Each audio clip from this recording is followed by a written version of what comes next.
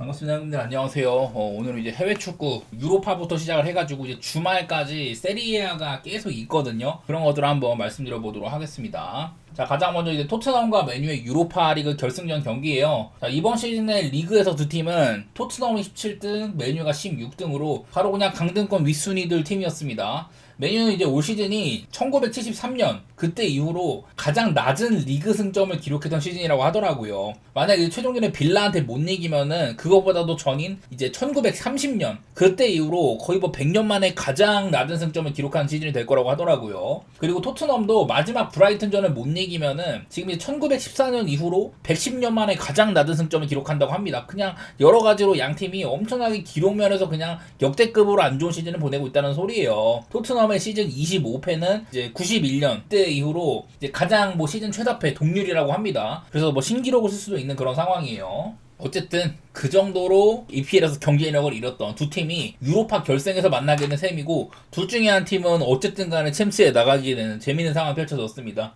이제 이 경기를 앞두고 토트넘은 메디슨이라든지 뭐 쿨루셉스키, 베리발까지 그래도 공격적인 미드필더 3명을 잃은 채로 나서게 됐습니다. 순위는 조졌어도 공격력만큼은 훌륭한 면모를 보여줬었는데, 이 찬스 메이킹 부분에서 메디슨이 78회로 1위, 그리고 쿨루셉스키가 50회로 3위였거든요. 아무래도 이번에는 좀 비수마라든지 사르, 벤탄쿠르 이런 좀 창조성보다는 활동량으로 승부를 보는 이런 자원들이 솔랑케, 손흥민, 뭐 브랜든 존슨 이런 쓰리톱을 지원할 것 같습니다. 그래도 뭐 손흥민 선수가 복귀한 게 긍정적이고, 우측면에 뭐 페드로 포로 이런 애들이 많은 공격 지원을 할 것 같아요. 이번 시즌에 토트넘은 리그에서 골 기대값 XG 대비 57.7이었거든요. 근데 그거보다도 더 많은 60골을 넣어서 토트넘은 꽤나 많은 득점을 한 반면에 맨유는 이제 50.5 중에 40골밖에 못 넣었습니다. 그래갖고 이 맨유가 리그에서 크리스탈 팰리스 다음으로 골 전환율이 구렸었어요. 그래도 뭐 맨유는 이번 유로파리그 통틀어서 가장 이제 훌륭한 활약을 펼친 브루노 페르난데스가 있는데, 그 팬은 뭐 이런 기록들이 많이 있습니다. 유로파리그 역사상 득점이 3번째로 많았다든지, 어시스트는 전체 1등이었다, 득점 관여 전체 1등, 특히 뭐 찬스 만든 거, 오픈 플레이에서 뭐 찬스 만든 거 이런 것들이 전부 다 최상위권에 위치한 선수예요. 그야말로 그냥 브루노 페르난데스는 뭐 메뉴에서는 그냥 공격에서도 엄청난 영향력이 있기도 하고 유로파리그의 황제급이라는 소리입니다. 아마 이제 이 친구가 헤일룬과 같이 공격을 좀 맡게 될 것 같은데, 사실 이번에 좀 토트넘은 시즌 내내 뭐 공격은 잘 통했지만 수비 때문에 문제가 많았어요. 로메로나 판도펜 이런 애들이 부상이 많았던 게 문제인데, 어쨌든 지금은 전부 다 뛸 수가 있죠. 리그는 이미 버려가지고 단소, 데이비스 이런 애들 쓰고 했는데, 유로파에서는 판도펜, 로메로로 8강이랑 4강, 홈이랑 원정 4경기 동안 실점이 2개밖에 없었습니다. 저는 토트넘이 꽤나 이거는 좀 까다로울 것 같거든요, 메뉴한테. 그래서 올 시즌에 얘네들이 세트라지 맞대결도 있었는데 맞대결마다 토트넘이 전부 다 이겼었습니다. 그리고 작년까지 하면은 토트넘이 메뉴한테 아주 강력한 면모를 계속해서 보여주고 있어요. 리그에서 3대0, 뭐 1대0, 그리고 리그컵에서 4대3 이런 식으로 이 3경기 모두 다 전부 15분 이전에 득점을 성공해가지고 토트넘이 초장의 기세를 쫓아났었습니다. 그래서 맨유가 아무래도 가장 뭐 내세울 만한 부분은 맨유가 이제 유로파에서 상당히 강했다는 점일 텐데, 이번 시즌 유로파를 8승 6무 14경기 무패로 결승에 올랐습니다. 뭐 빌바오, 리옹, 레알 소시에다드 뭐 상대팀들로 보면은 토트넘이 얘네는 막 토트넘 보드에 팡푸드, 알크마르 얘네들을 만나가지고 맨유가 훨씬 더 어렵게 뚫어온 거거든요. 그래서 더 어려운 길을 좋은 내용으로 헤쳐온 맨유가 유로파에서는 확실히 좀 우세했다, 그렇게 볼만한 것 같습니다. 결국에는 트로피 본능의 맨유가 웃을지 아니면 좀 실리의 토트넘이 웃을지는 모르는 거지만은, 저는 맨유가 정배를 받을 만한 게임은 맞다고 보이긴 한 것 같아요. 더구나 이제 요즘에 유로파 결승은 좀 되게 좁은 차이들이 있었는데, 챔피언스 리그는 최근 4시즌 연속으로 1대0 승부였었고, 유로파는 최근 4시즌 중에 3번이 승부차기로 우승자가 결정이 났었거든요. 그래서 나는 이거는 좀 고배당 가기에 꽤나 괜찮은 매치인 것 같기도 하고, 맨유를 그래도 저는 좀 좋게 보고 있기 때문에 맨유의 팬물을 우선시하는 이런 좀 고배당 쪽으로 보도록 하겠습니다.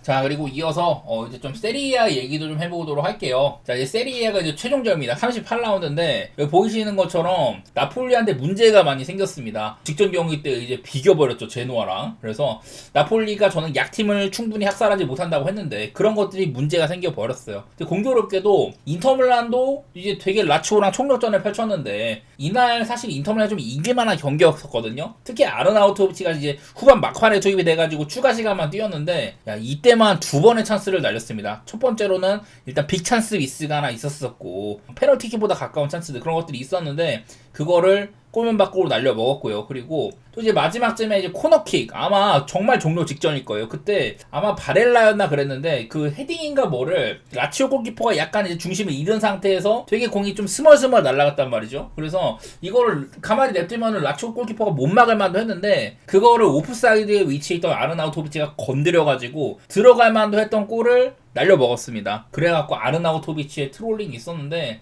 이래갖고 경기가 둘 다 무승부가 떠버렸어. 그래서 인터밀란 이걸 역전하지 못하고 승점을 한 점 차 끌려가게 됐다. 이래서 저는 남은 일정은 나폴리가 훨씬 쉽습니다. 인터밀란은 이제 코모를 상대를 하고 나폴리는 이제 그 칼리아리 상대로 홈에서 경기를 하는데 확연하게 코모가 어려운 상대이기는 해요. 또 원정이기도 하고 코모도 이제 마지막으로 홈 관중들 앞에서 시즌을 잘 마무리해야 되는 그런 것들이 있다 보니까 물론 양팀의 체급은 얘네들보다 세긴 한데요. 저는 이 승부가 꽤나 어려울 것 같다는 생각이 있습니다. 만약에 혹시라도 나폴리가 최종전을 지고 인터밀란이 이 경기를 뭐 비긴다 정도로 마무리를 한다면 승점이 동률이 되잖아요. 그렇게 되면은 뭐 상대 전적 같은 거는 원래부터 뭐 동률이기도 하지만 이외에 뭐 다득점이나 그런 거 신경 쓸 거 없이 이런 경우에는 스쿠데토를 두고 우승컵을 두고 챔피언십 플레이오프를 치르게 됩니다. 그런 그림이 제일 재밌을 것 같은데 사실 확률은 조금 낮아 보이고 어쨌든 최종전을 임하는 양팀의 이제 우승 경쟁자들 얘기를 좀 해봤고요. 그 다음에 이제 챔스권 싸움입니다. 유벤투스, 로마, 라치오 얘네들이 그래도 지금은 승점이 전부 하나씩 차이가 나요. 최종전에서 라치오가 사실 유벤투스랑 그 전전 경기 때 비겼었다가 그 다음 경기에 라치오는 얘네들 뭐 비겨버리고 유벤투스는 오히려 승리를 해버렸죠. 이래가지고 여기 좀 많이 갈렸습니다. 그 이제 로마는 또 밀란을 꺾었거든요. 그 전에 이제 아탈란타한테 진 거 그게 참 문제였었는데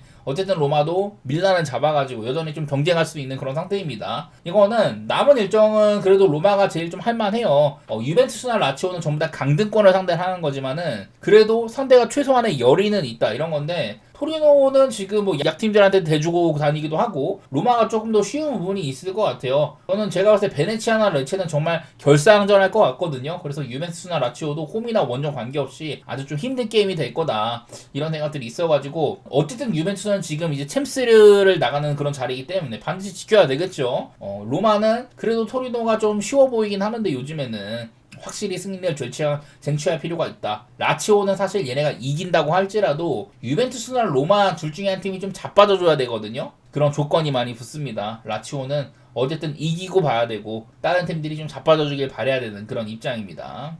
자, 그리고 마지막으로 이제 강등권 싸움에 제가 파르마까지 넣어놨습니다. 왜냐면 이제 파르마도 혹시 모르게 되거든요. 왜냐면은 이게 만약에 파르마가 지금 레체랑 엠폴리한테 추격을 당하는 입장이에요. 베네치아는 이기더라도 파르마보다 승점이 낮습니다. 근데 만약에 레체나 엠폴리가 승리를 하고 파르마가 이 경기에서 만약에 좀 져버린다.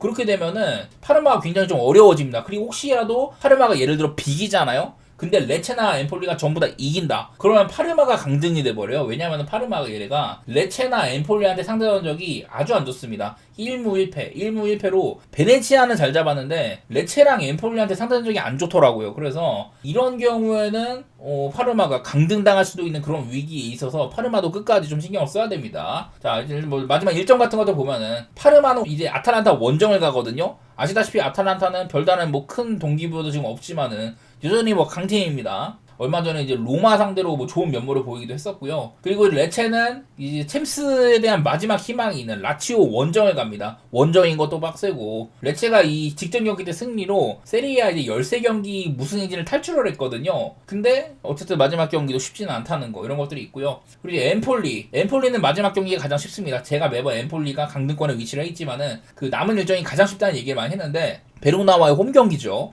홈이라는 것도 있고 그 전에 이제 뭐 2연승으로 사실 22경기 동안 승리가 없다가 마지막 3연승을 해버린다면은 엠폴리가 살아나갈 수도 있습니다. 엠폴리가 작년에도 강등 위기에서 살아나갔거든요. 엠폴리가 생존하게 될지 그런 것을 지켜봐야 될 것 같고 그리고 이제 베네치아는 사실상 많이 어렵습니다. 이긴다고 할지라도 레체나 엠폴리 두 팀에 한 팀만 무승부를 거둬도 베네치아는 상대적으로 정말 밀리거든요. 베네치아는 어지간해서는 저는 되게 어려울 것 같아요. 상대가 유벤투스인 것도 있기도 하고 유벤투스는 지금 챔스권 자리를 지켜야 되니까 그래서 베네치아는 사실 저는 가능성이 굉장히 적다고 보긴 하지만은 어쨌든 베네치아도 끝까지 열심히는 하겠죠. 그래서 여러분들도 오늘 이런 지금 현재 세리아의 최종 라운드 우승컵, 챔스, 강등권까지 이렇게 좀 중위권 말고는 전부 마지막까지 치열하거든요. 보통 이런 적이 많이 없는데 이번에는 그런 시즌입니다. 이런 것들 바탕으로 최종전을 준비하신다면 그래도 괜찮은 결과가 나올 수도 있습니다. 이제부터는 한 경기 한 경기 좀 다뤄보도록 하겠습니다. 좀 우리 시간으로 23일 날에 이렇게 우승컵 경쟁을 먼저 하게 되더라고요. 그 다음에 이제 다음 날에 이제 볼로냐 경기, 뭐 밀란 경기 이런 식으로 좀 동기부여가 없는 매치들이 있고요. 그리고 나서 이제 최종전으로 6경기 이렇게 하게 된다고 하는데 하나하나 뜯어보겠습니다. 코모 대 인터밀란. 자, 인터밀란은 챔스 결승도 결승인데 리그 타이틀도 욕심낼만한 위치라고 했어요. 일단은 뭐 무조건 잡고 봐야죠. 만약에 비겨버리면은 나폴리가 지기를 바라야 되거든요. 그러면은 뭐 단판 스쿠데토 플롭이 열린다고 했지만은 사실 그거는 가능성이 굉장히 낮고, 이것도 이제 코모가 올 시즌 가장 좀 인상적인 팀 중에 하나잖아요. 승격 팀인데도 리그를 10위로 마쳤다. 중위권 대가리급으로 시즌을 마쳤다. 이게 정말 대단한 거거든요. 그래서 저는 결코 코모도 인터밀란 입장에서는 쉽게 볼 만한 상대가 아니다, 그렇게 보고 있습니다. 인터밀란이 뭐 이번 시즌 내내 보여준 그런 압도적인 경기력이 나온다거나 스쿼드 발로 밀 거였으면은 사실 이 경기보다도 더 중요했던 직전 경기 뭐 라치오를 이긴다든지 아니면 로마전을 지지를 않는다든지 그랬어야 됐거든요. 까놓고 보니까 인터밀란도 중요한 경기에서 확실하게 승리를 챙기는 능력, 그런 것들은 조금 적어 보였습니다. 물론 전력을 다해서 이 경기를 잡으려고 애쓰겠지만은 현실적으로 코모가 되게 좀 어려운 상대인 것도 있고요.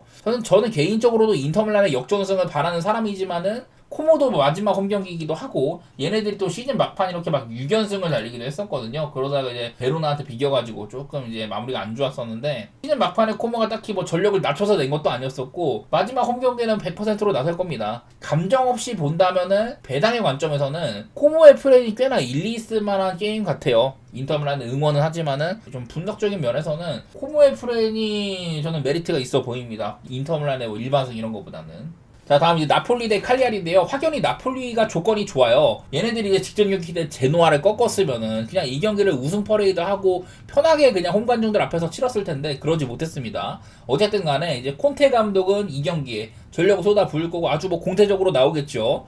근데 칼리아리는 사실 얘네들이 사르데냐의 홈발 그거 말고는 원정은 원래 뭐 없는 팀입니다. 양 팀의 이제 좀 막대결 같은 것도 살짝 봤는데 2019년에 한번 이때 칼리아리가 원정선을 한번 딴 적이 있는데 이거 말고는요 2009년부터 해가지고 나폴리가 상대 전적 18승 8무 1패로 굉장히 우세했던 부분도 있습니다. 나는 이 경기는 일단은 나폴리가 좀 많이 유리한 경기 같은데 어쨌든 선제골 타이밍이 되게 중요하겠다. 시즌 막판에 이제 나폴리가 인터밀란한테 좀 추격의 여지를 줬던 게 약팀 상대로도 쉽게 방점을 못 찍어서 그랬거든요. 하지만 근데 그런 거를 따지기에는 칼리아리는 뭐 수비적으로 버티는 능력도 없고 가끔씩 터지는 공중전 그런 거 말고는 별다른 강점이 별로 없어요. 근데 뭐 칼리아리가 중위권에서도 좀 인상적인 팀이면 모르겠는데 그렇지 못했어가지고 저는 좀 나폴리를 무난하게 보고 싶은 경기인 것 같습니다. 저는 나폴리 사이드를 좋게 보고요.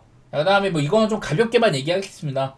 볼로냐 대 제노아 5월 24일날 열리는 경기는 둘 다 뭐 동기부여가 없는 매치예요. 그나마 이 경기는 뭐 볼로냐가 원래 홈에서 센 팀이기도 하고 마지막 홈 관중들 앞에서 아쉬운 시즌을 달려는 정도, 그 정도 말고는 뭐 없을 것 같습니다. 볼로냐가 시즌 초반을 되게 안 좋게 시작을 하고 챔스까지 병행을 했는데 그러다가 이제 챔스 탈락하고 나서는 되게 잘했었죠. 더구나 계속해서 홈에서는 잘 나가기도 하고, 그래도 중간에 이제 볼로냐가 뭐 4위까지 올라간다든지 챔스권을 비비는 정도까지 올라갔던 거 보면은 다음 시즌에 대한 기대감은 충분히 있을 것 같아요. 뭐 제노아는 이제 질라르디노 감독을 자르고 비에이라로 선임을 하면서 중위권에서의 경기력은 보여줬지만은 결국에는 막 솔리드하게 많이 이기는 팀은 아니었거든요. 막판에 기대가 안 좋기도 하고, 그냥 이거는 홈발 정도로 볼로냐를 보는 거 그 정도만 얘기를 하겠습니다. 자, 그리고 이제 밀란 대 몬자 경기도 있는데 당연하게도 이미 강등당한 몬자는 뭐 저력이 없어요. 근데 뭐 밀란도 별다른 동기부여가 지금 없습니다. 유럽 대항전 이런 것들은 많이 좀 탈락한 상황이고요. 근데 공교롭게도 이제 밀란이 작년을 좀 얘기를 해볼게요. 작년에 이제 밀란이 전체 2등이었었거든요. 상점차가 되게 많이 납니다.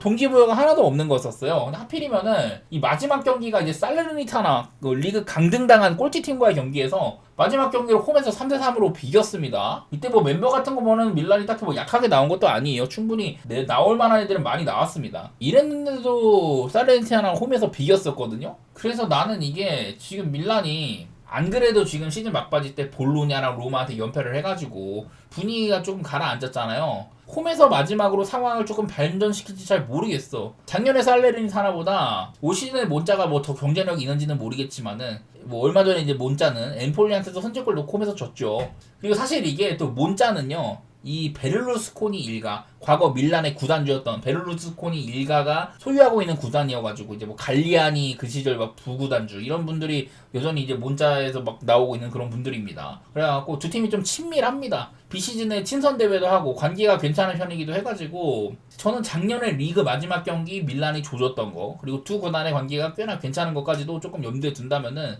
저는 이 경기는 조금 쉽게 가기에는 사고가 날 수도 있는 경기 같거든요. 사실 밀란이 배당도 얼마 안 나와요. 몬자가 약한 거 생각하면 그냥 밀란을 핸스까지 봐도 괜찮긴 한데, 글쎄 저는 동기부여가 아예 없는 매치여가지고 이 경기에 무리하고 싶지는 않네. 예. 자, 그리고 이제 리그 최종전 한번 얘기해 보도록 하겠습니다. 5월 25일 경기인데요. 아탈란타 대 파르마. 이 경기는 그냥 파르마만 혹시 모를 강등 걱정을 하는 경기예요. 아탈란타는 이미 뭐 챔피언스 진출 확정 지었고 마지막 홈 경기이긴 한데, 작년에도 이제 아탈란타가 치는 최종전에서 피오렌티나와의 경기 때 이제 스칼비니가 십자인대가 나가버렸거든요. 그래갖고 올해까지도 좀 영향이 있습니다. 그래서 그냥 큰 무리는 안 할 것 같은데, 작년은 이제 막판까지 챔스 진출이 걸려 있었었고 올해는 아탈란타 별다른 이슈가 없어요. 아탈란타는 이제 챔스를 탈락하고 나서 중심을 못 잡다가 막판에야 조금 이제 정신을 차렸죠. 반대로 이제 파르마, 얘네들은 키부 감독 선임하고 잘 안 지다가 시즌 막판에 좀 위기가 많이 왔습니다. 뭐 일정이 조금 어려운 것도 있어. 상대 팀들이 되게 좀 어려웠어요. 이제 좀 엠폴리와의 맞대결, 이거 진 게 정말 컸습니다. 왜냐면은 지금 이 밑에 있는 강등권 이제 18등인 엠폴리가 31점인데 바로 위에 있는 레체도 31점이죠. 근데 파르마가 33점입니다. 만약에 파르마가 아탈란타한테 지고 레체나 엠폴리가 둘 다 이겨버리면은, 그러면 파르마 강등이거든요. 왜냐면 파르마가 레체나 엠폴리한테 상대적이 안 좋아요. 그래서 저는 이거 되게 뭐 가능성이 희박하긴 하지만, 파르마가 그래도 좀 위기가 확실히 있다고 보긴 보거든요. 저는 이 경기는 확연히 파르마가 살아남으려는 의지가 강하다, 그런 얘기는 해야 될 것 같고, 분명히 이건 아탈란타가 정상적인 구도에서는 지배적인 게임 그리고 뭐 찬스 메이킹 이런 것들을 잘하는데, 또 이제 파르마는 키부 감독이 오고 나서는 잘 안 지는 팀이기도 하다가 요즘에는 조금 이제 승점 드랍을 많이 썼었죠. 그래서 저는 분석적으로 아탈란타가 마지막 홈게임을 열심히 한다면은 파르마가 좀 많이 어려워 보이는데, 차라리 그냥 아탈란타가 그래서 뭐 홈에서 공격할 만큼 하고 파르마도 강등당하지 않기 위해 최대한 좀 이제 맞불을 놓는 그런 식으로 한다면은 저는 차라리 그냥 다득점 게임이 낫지 않을까, 그런 생각이 들거든요. 파르마의 프렌도 애매하고 아탈란타도 파르마가 되게 좀 저항이 막 거대다면은 어려울 수도 있기 때문에 차라리 그럴 거면 오바가 낫겠다, 그렇게 접근해 보도록 할게요. 자, 다음 엠폴리 대 베로나입니다. 작년에 이어서 올해도 엠폴리는 또 강등권에 있어요. 지금 이제 18등 강등권에 있거든요. 얘네는 또 생존왕이기도 합니다. 파르마랑 몬자를 잡아내고 지금 2연승을 달리고 있고요. 아무런 동기부여가 없는 베로나를 잡고 살아날 수도 있습니다. 그러면 뭐 3연승일 텐데, 레체랑 이제 뭐 얘네들이 승점 동률이지만은 그 이제 상대적에 밀려가지고 18등인 셈이에요. 레체의 마지막 경기가 챔피언스 리그를 위해서 최선을 다할 라치오인 걸 생각하면은 또 이제 원정이잖아요. 엠폴리는 마지막 홈 경기에서 동기부여가 없는 베로나, 이렇게 되면은 자력으로 잔류를 쟁취할 수도 있습니다, 엠폴리가. 그리고 엠폴리 이제 지지난 라운드 이때 파르마한테 이기기 전까지 22경기 동안 승리가 없었거든요. 어쨌든 정말 중요한 시기에 2연승을 해낸 겁니다. 물론 엠폴리 스스로의 득점량 형편은 없어요. 그래도 베네치아나 레체보다는 더 많은 득점을 해왔었고, 뭐 시즌 초반에는 경쟁력이 있던 시기도 있었었죠. 그래서 저는 분위기는 엠폴리가 확연히 좋은데, 얘네 스스로 상대팀을 공격으로 압도하는 모습들, 그런 것들을 많이 못 보여줬던 거, 그게 거슬리거든요. 뭐 감정적인 부분으로는 엠폴리가 해줄 것도 같고 엠폴리의 배당도 좋은데, 얘네들이 사실 22경기 무승하는 동안 못하는 쪽으로 꿀을 빤 걸 생각하면 좀 고민이 됩니다. 저는 그냥 엠폴리를 여태 얘네를 안 좋은 쪽으로 믿어. 얘네 반대 까는 거 참 쓸모 있었거든요. 나는 근데 엠폴리가 요즘에 이렇게 해주고 있고 베로나가 아무런 동기부여가 없는 엠폴리 홈 경기라면은 저는 엠폴리가 좀 아낌없이 주는 나무가 됐으면 좋겠습니다. 엠폴리의 승리, 그렇게 좀 바라보도록 할게요. 자, 이제 라치오 대 레체가 이제 직전 경기에서 13경기 무승 행진을 끝내고 겨우겨우 생존을 했습니다. 자, 근데 하필이면은 마지막 경기가 라치오네요. 라치오는 얘네가 뭐 희망이 많은 건 아니지만은 어쨌든 간에 마지막 경기를 반드시 잡고 유벤투스와 이제 로마가 좀 원정 경기들을 어렵게 마치기를 바라야겠죠. 사실 뭐 가능성은 많이 낮아졌긴 하지만 어쨌든 홈이기도 하고 라치오의 동기부여는 만빵입니다. 라치오나 유벤투스나 뭐 레체나 베네치아나 마지막 경기에서 한쪽은 챔피언스 리그를, 한쪽은 생존을 위한 동기부여가 대단하거든요. 그래서 뭐 이런 네 팀 간의 조건으로는 오늘 이제 홈팀인 라치오가 가장 뭐 조건이 좋은 셈이에요. 좀 치열할 테지만은 라치오를 보는 게 맞을 것 같기는 해, 이 경기는. 어쨌든 레체는 이번 시즌 최저 득점 팀이었었고, 직전 경기 토르노를 이겼던 것도 이게 과정을 잘 만들었다기보다는 그냥 중거리 원더골 하나 터진 거였거든요. 이후에 막 역습 찬스도 꽤나 있었는데 많이 날려먹기도 하고, 이거는 라치오가 득점을 좀 빨리 하지 않는다면은 괜히 공격적으로 나서다가 역습 하나 잘못 맞고 죽을 수도 있습니다. 저는 이 경기는 단순히 분석 이상으로 감정적인 부분들이 충돌을 할 거다. 엄청난 뭐 생존열이라든지 챔스의 마지막 희망들 이런 것들이 있기 때문에, 그래도 시즌 내내 해온 거라든지 확연한 홈발 그런 걸 생각하면은 라치오 승이 가깝기는 해요. 어쨌든 레체는 얘네의 공격력으로 상대의 발목을 잡을 만한 그런 깜냥은 잘 안 되고, 그냥 수비를 버티다가 역습 한 번밖에 없을 텐데 그마저도 0점이 참 별로였었거든요. 그냥 레체는 크르스토비치에 가끔 터지는 그날 그거 아니라면 어지간해서 큰 변수는 없어 보입니다. 저는 라치오를 좋게 보겠습니다. 자, 그리고 토리노 대 로마도 있는데요. 사실 토리노는 시즌 막판에 아예 뭐 놔버렸는지 동기부여 대단한 팀들만 골라 만났어요. 나폴리 우승 경쟁, 베네치아 강등권, 인터밀란 우승 경쟁, 레체 강등권, 이런 팀들만 만나가지고 결과가 이랬거든요. 뭐 이제 홈이라 그런지 베네치아한테만 비기고 나머지는 전부 다 졌는데, 시즌 막판에 뭐 공격수들의 줄부상이 있다고 하지만은 레체한테까지 막 역습 찬스도 많이 주고 만족스러운 그런 경기력이 전혀 아니었습니다. 뭐 시즌 내내 보여준 중위권의 그 까다로운 토리노 이런 것들이 아니었다는 소리거든요. 그러면은 로마는 어쨌든 간에 지금 유벤투스가 베네치아랑 어떻게 될지 모르기 때문에 이 경기를 반드시 좀 이길 필요가 있겠죠. 이미 뭐 로마는 홈에서 라니에리 감독의 막 고별전도 하고 여러 가지 뭐 세레머니들도 하고 시즌 막판 분위기를 고조시키고 있는데, 글쎄 뭐 밀란을 잡은 건 대단하게 했는데요. 좀 약팀들을 확실하게 막 잘 패지는 않거든요. 그 전까지 리그에서만 14승 5무를 달렸는데 이렇게 아탈란타랑 져버렸다. 이런 것들 때문에 좀 신뢰도가 많이 좀 줄었어요. 로마는. 뭐 토리노가 시즌 막판에 이렇게 좀 정신줄을 놨다든지, 로마는 동기부여가 만반인 거, 스쿼드 규모나 뭐 실력차 이런 것들은 로마를 볼만한 경기이긴 합니다. 뭐 로마도 로마지만은 토리노가 시즌 막판에 부진해가지고, 그래서 마지막 토리노의 홈 경기여도 저는 로마를 좀 보고 싶네요. 원정이라면은 좀 햄무도 괜찮을까 싶지만은 이거는 오히려 막판에 토리노가 좀 대량 실점이 조금 더 가깝다, 그렇게 보는 마인드입니다. 그만큼 토리노가 못하기도 했었고, 로마를 긍정적으로 보겠습니다. 자, 마지막으로 베네치아 대 유벤투스도 있는데요. 이 경기도 유벤투스가 배당은 의외로 꽤 나오긴 하더라고요. 근데 결국에 유벤투스는 챔스의 수성, 이거는 본인들한테 달렸습니다. 원정 게임이고, 베네치아가 정말 아직까지 희박하지만 잔류 희망이 없지는 않죠. 그런 것들을 생각하면 까다롭긴 할 거예요. 근데 유벤은 이 경기를 잡아야지만 라치오와 로마의 추격을 뿌리실 수가 있잖아요.